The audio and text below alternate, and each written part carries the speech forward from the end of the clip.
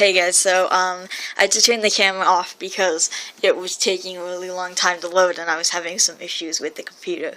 So I turned it off, but this is the same, I'm going to put this up on the same day. And we're going to get going with chapter 7 because I want to finish off this book tonight. Excuse me. I want to finish off this book tonight. So we're gonna do the last chapter. Chapter 7. Ian was still standing in front of Anthony, was still looking at him. It was one of those moments everything could change forever. It was their decision. Both had to agree with it to find the final solution. Ian knew what he wanted, but was Anthony ready to dare the next step? Was he up for a new experience, even if he couldn't deny the fear? "Say something," Ian said calm and with a warm voice. "I don't know what you mean." "Shut up, you know exactly what I'm talking about." He hadn't changed his voice, but after Anthony hadn't answered and Ian saw him struggling with his mind, he started again, wanted to help his best friend. "Why are you hesitating?" "I didn't hesitate, I kissed you," the taller man replied. "Yes, but you're hesitating now." "Damn, how should I explain?" he asked himself. Silence rose between them, in which Anthony tried to collect his thoughts and continued talking after a few seconds. A warm feeling stayed in his chest, which forced him on a hormonally ride on the roller coaster. "I kissed you because I've fallen in love with you." He finally said it. Said the words which had the ability to change everything. "But I don't love you. Do you know what I mean? The difference between these two definitions?" Ian nodded, but Anthony tried to explain his feelings so that there were no misunderstandings. "I want to kiss you, touch you, and learn new things from being together with you in this special way. But there is a second part of me which holds me back. This part doesn't want to change in our relationship. This part don't want to cross the road on the other side. And why don't you just listen to your heart?" "Because I'm afraid of losing myself in the feelings, that I can't turn back time after what will happen. What should we do if we realized that had been better we never agreed to this situation? You are my best friend and the most important person in my life. I don't want to lose you because of these teenager feelings." "You are afraid of the risk."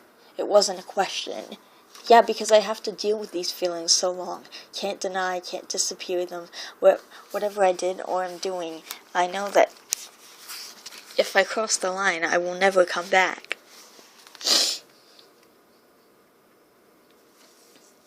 Would it be so bad if you won't be able to come back?"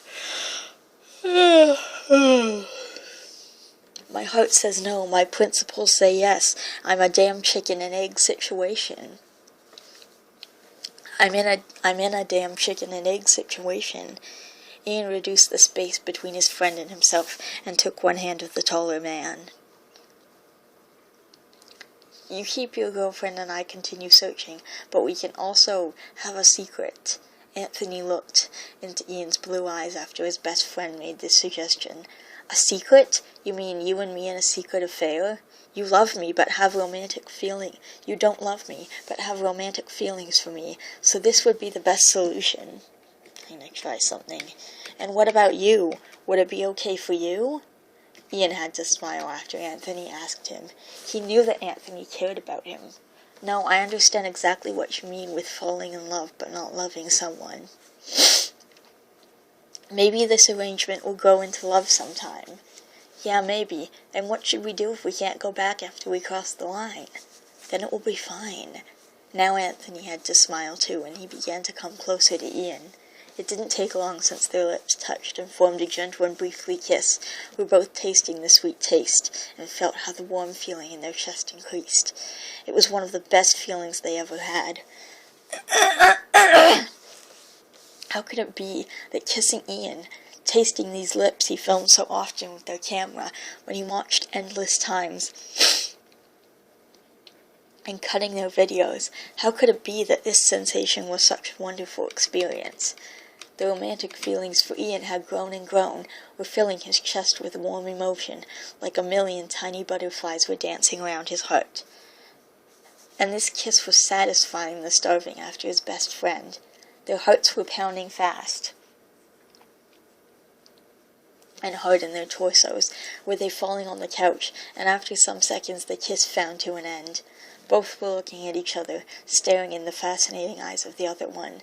Was Ian's hand on Anthony's cheek? "Like everything began," Ian whispered. "Transformers 3, Anthony said.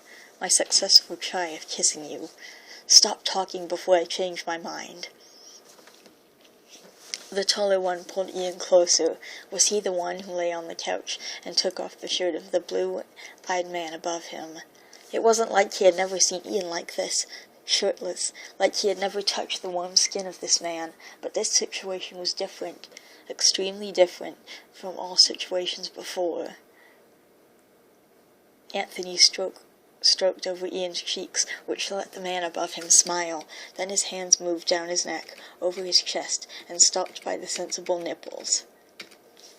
Ian was enjoying Anthony's hands slipping over his bare body. Had he dreamed about it hundreds of times, but in real life it was even better than in his thoughts. When Anthony began to play with his nipples, Ian couldn't hold on anymore, and undressed his best friend from his t-shirt. It flew through the room and landed in a corner. Then he looked back to his friend, saw him lying on their couch, half naked and with the familiar red color on his cheeks. Just this picture of Anthony aroused Ian extremely. "I want to do more things than kissing and a little bit of touching," Ian explained his craving. It was hard for him to say the truth. It was not hard for him to say the truth, because he was hiding his romantic feelings for too long, and now was finally the time he could say whatever he wanted. Ian was nervous after he said that. Was his heart pounding heavily while he was waiting for an answer, but Anthony had the right to know what he really wanted. "You are that sexually aroused by me?" the taller man asked with a sly smile.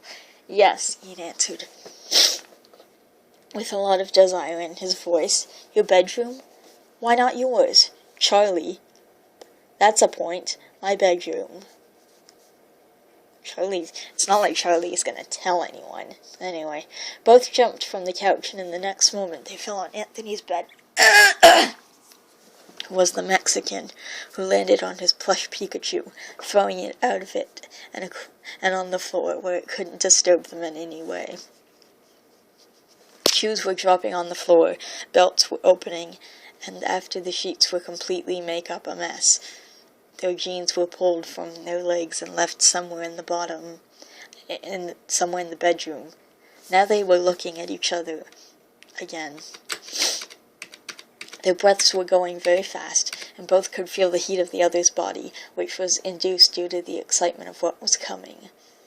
Hands were moving over the other one's body. Not that they haven't touched each other, but in this situation, with this circumstance, it was completely different. Every touch was so much more intense, was sending electric shocks through their bodies and increasing their lust. Ian's hand slipped over the waistband of Anthony's boxers, past it, and glided over the other man's leg now. During the touching and discovering Ian had begun to kiss Anthony's neck, was creating a hot line with his tongue on his skin. Sorry.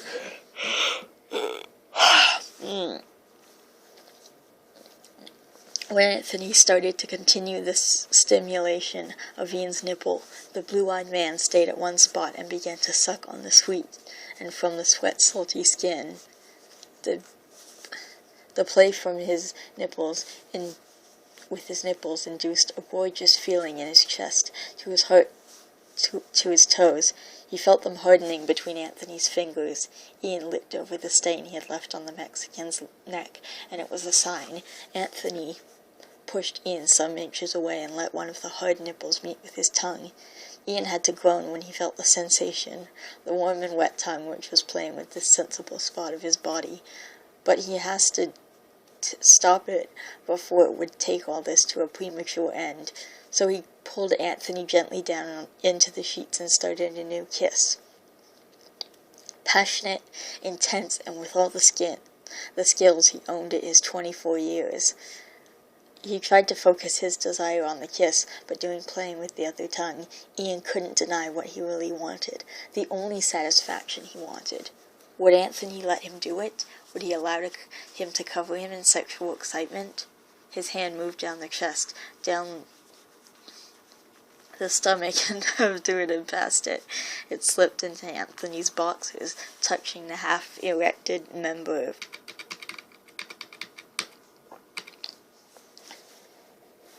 Shit! What are you doing? Anthony stopped the kiss. Shock was standing in his eyes, but then he saw the expression on Ian's face.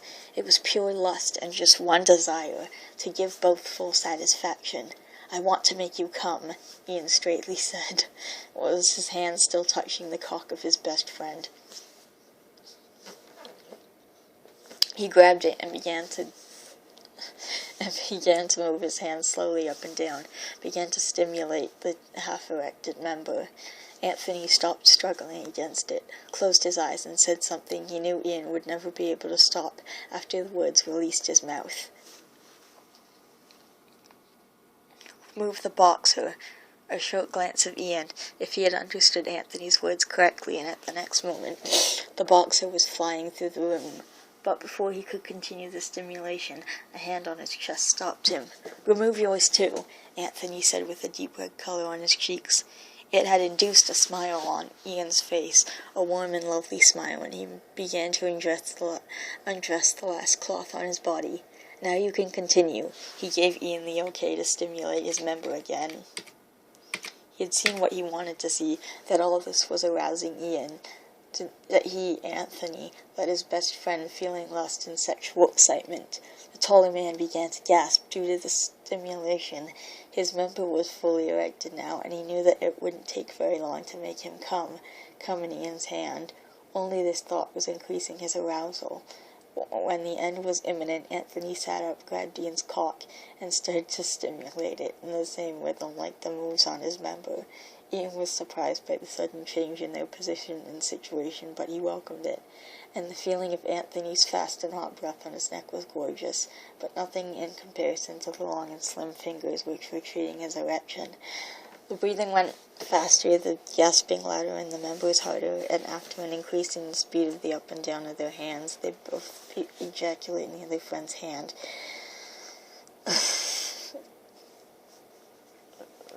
That was a little more detail than I'm used to. After some seconds of catching some breath, Ian wrapped his hands around Anthony and stayed in this embrace for a while. That was great, Anthony said, reciprocated the hug. Much better than I had expected, Ian agreed. We shouldn't stay like this. We could catch a cold. No, I don't want to, Ian protested with his childish voice. Now Anthony ruffled through Ian's hair to bother him. No, stop that. Ian grabbed Anthony's hand to stop them. Then this was the last time you forced me into such a sexual gay play. What? Ian stared perplexed at his best friend. Just a joke, the other one smiled. Both were looking in the so well-known eyes of the other one, were repeating what happened that night in their minds. After all, this had the potential of turning into something called love. The end. Okay. Alright, so this was definitely interesting. Next week we're gonna move on to something else. Alright, well, I'm gonna go, and I'll see you guys next week. That was, it was fine until the last chapter, and then that was very detailed and kind of weird. Alright, so I'll see you guys next, I'll see you guys, soon for, whatever, and, bye.